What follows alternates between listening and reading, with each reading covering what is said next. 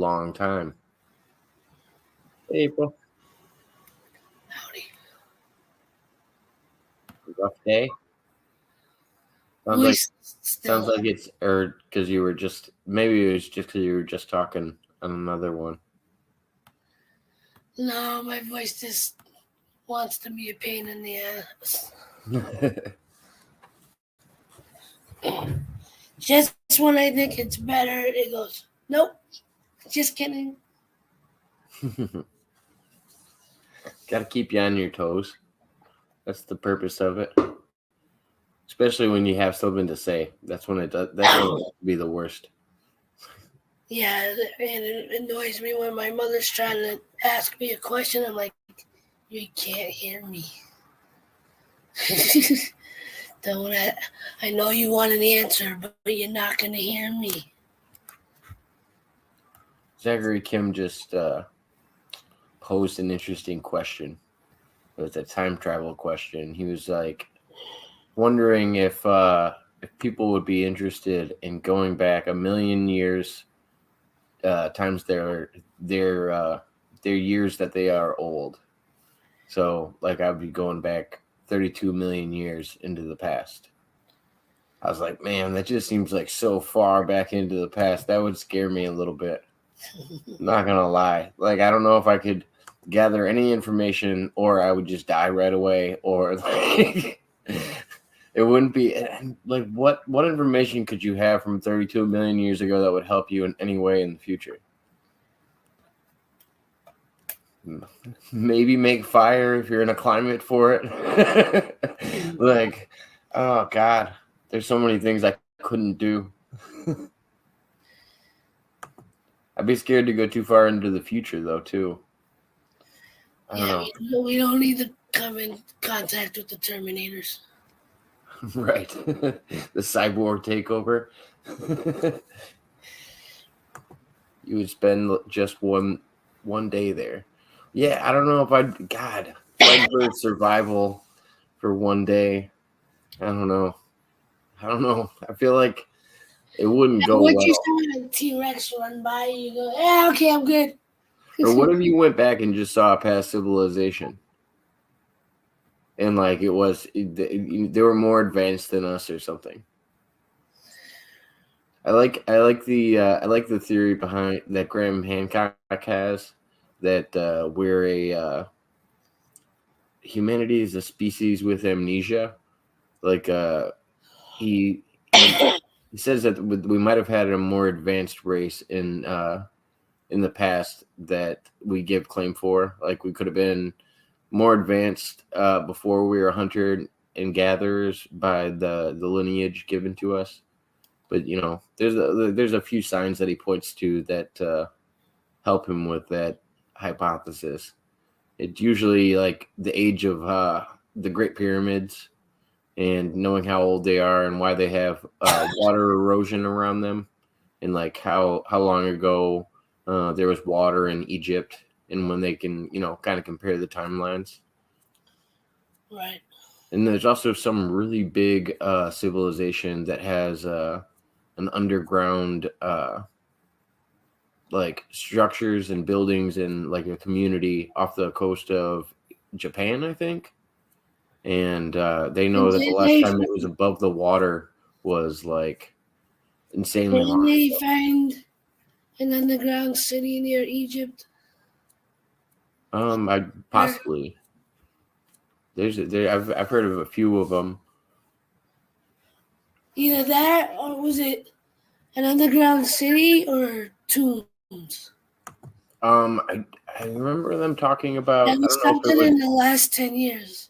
I don't know if they were talking about modern day Iraq or if they were talking about Egypt or where, but somewhere in the Middle East they had talked about they had. The only reason why I believe it was Egypt is because I think my cousin talked about it, and she's like, ever since she first, like when she first started, once she decided she wanted to go to Egypt to visit her now husband for the first time, she like did all the studying of Egypt and and she pays attention to the news over there, and so I have an interesting guest coming on sometime probably next week or the week after by the name of Steve Meyer.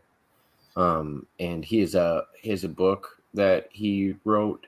We're actually a few books and a page that he runs on the interwebs about his philosophy on what he thinks that the Great Pyramids were used for and kind of how they were built. And he has like a water pump theory of how it was constructed and how all the blocks got into the place that they're at. And yeah, he's going to be on with me soon. He does a lot of he's got a lot of interesting thoughts about Egypt and how the things were created. I'm excited to have him on again. It'll be my second or third interview.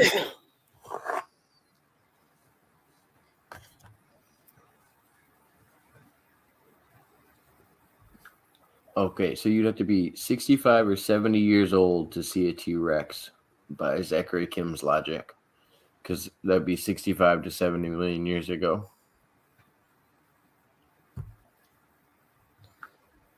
Gosh, that's a long time to have to go back, man. Even if it was for one day, I wouldn't want to be by any. Or what if you went back into an ice age and you just couldn't survive? You just flash pointed into an ice age where the sun's blocked out. Gosh. I feel like certain times would just imminent death. Or Zachary, do you appear at the place that you time traveled from? Or do you just go any random place?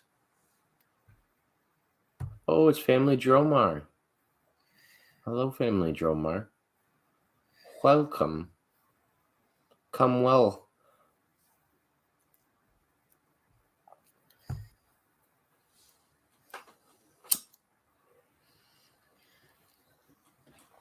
I think it's going to be harder for me to keep up Family Dromar if I'm doing it on a live.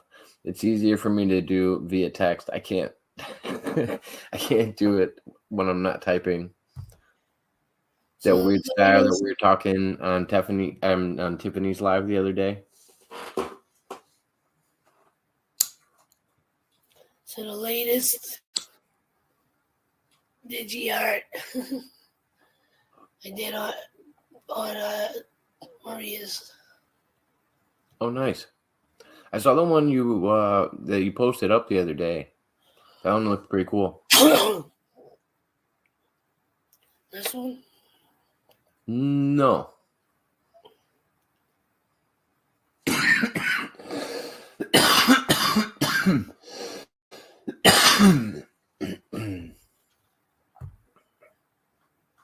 Ooh, I like that.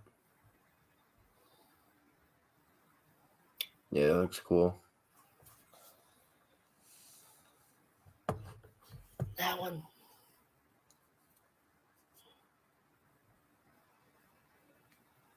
Ooh, yeah, I really like that one.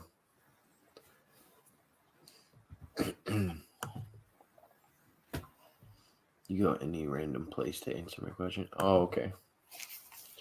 Yeah, no, I don't know. I feel like they'd have to drop you somewhere where you could at least survive for a little bit. Like, what's the point of getting dropped somewhere where you don't even stand a chance? You just get dropped right into a pterodactyl nest. That's the end of it.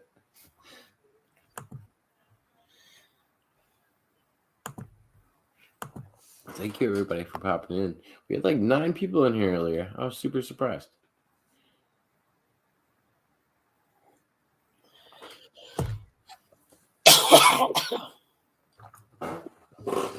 Operating at 33 point something percent. That's pretty good. At least on YouTube. I don't know what it's like on Facebook. I think it's about the same. What do you think? Does having your channel attached to Facebook and YouTube help you at all? At least in like people finding your content, or What do you think? Have you noticed? What, as far as like the live stream? Yeah. And people being able to see it and like I don't know, or do you have a lot more people that follow your content that are only on YouTube, or are they more on Facebook? Yeah, I mean, granted, because I do my streams, at least I do them late. Any family member or like anyone here is most likely sleeping, so most of them don't pop in there, or if they do, they don't. I don't notice it. Oh, okay. Nothing significant.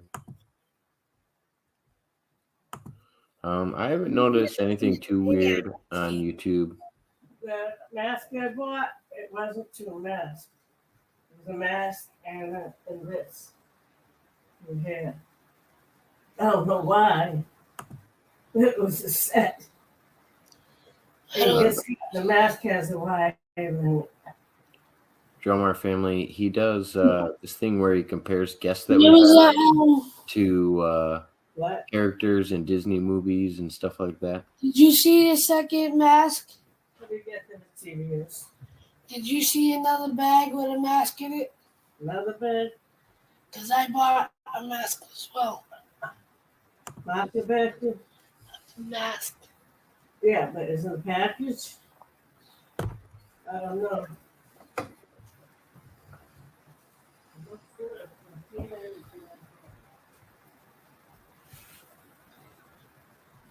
Oh, April, when you get a chance, if you can, comment on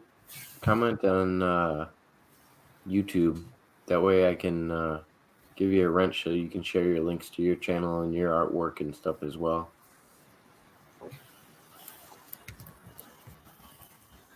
You don't have to moderate or anything for me. I just want to make sure all my friends can share their content, because it sucks not being able to share a link unless you're a mod.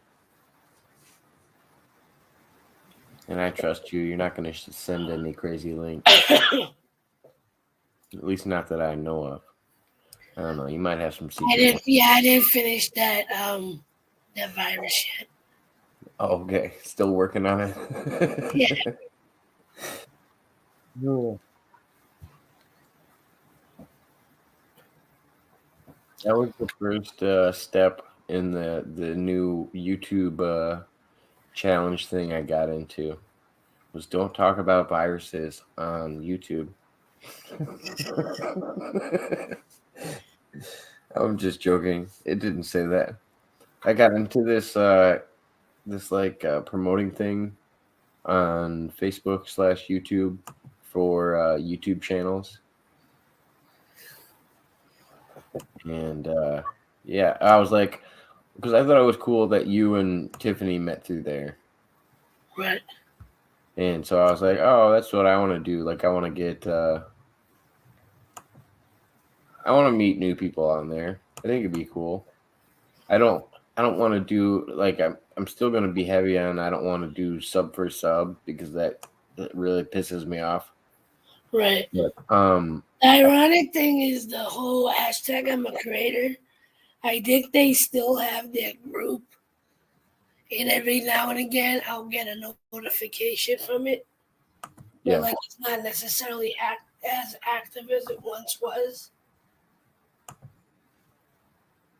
I mean, you probably know this guy. Let me see if I can give you his name. He's also going to be doing a video on StreamYard that I got to catch up with as well. Excuse me. His name is Sean Cannell. Yeah. Yeah. No, I don't know. Huh? Is it one? I got two conversations. No, I know. I was looking at a different screen. You're good. But yeah, Sean Cannell. I don't know if you had heard of him before. That doesn't sound familiar. But I didn't know. I guess he was just like a Viner and YouTuber.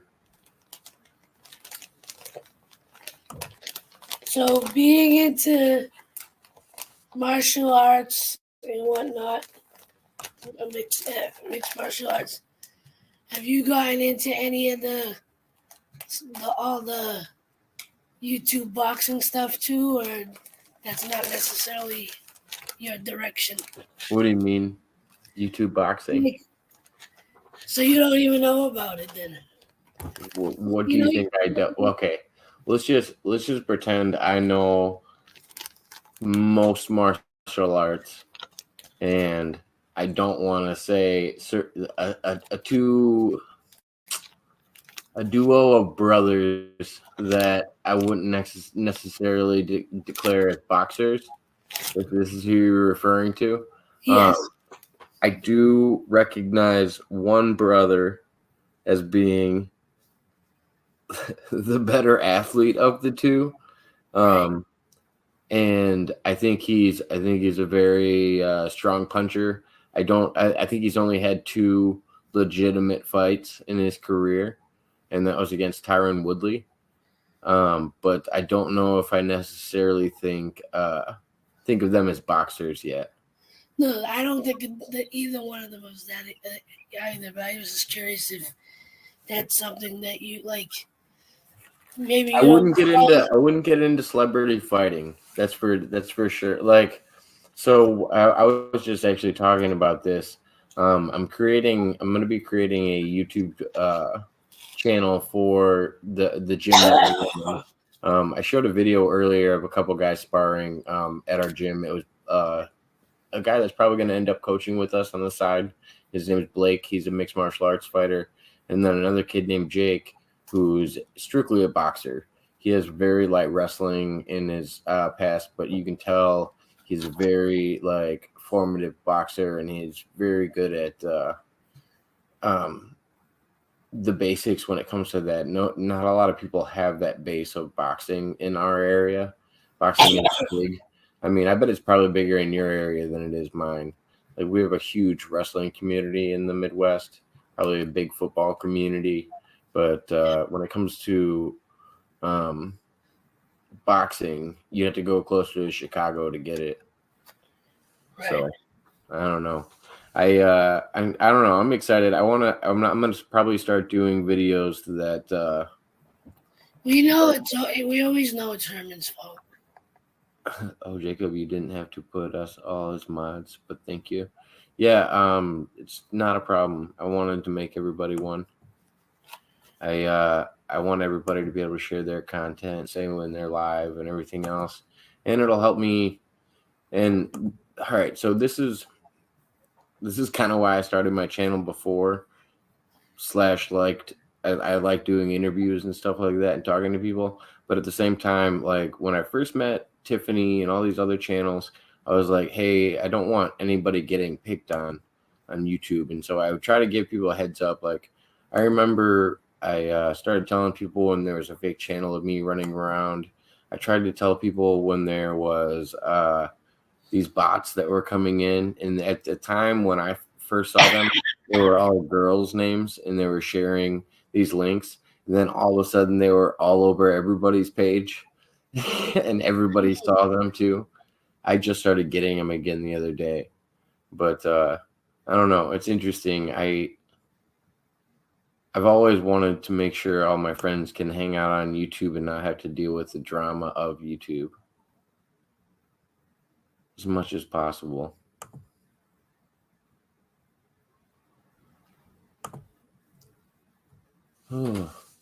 It's always Herman's fault. Everything's Herman's fault. I mean, we're just ordinary people, so I mean, according to him. Well, I mean, we're not. That's why he can only pop in and say one sentence, is because that's all he could grace these 2 wonderful guests that we have live right now, myself and you. I'm surprised he took the time to say these 5 words to us. I mean, he came down from his throne and greeted us with his presence. I'm kind of honored. I mean, a small channel like myself with only 29 subscribers, I feel like it's an honor to have the great gracing us with his presence. Yeah.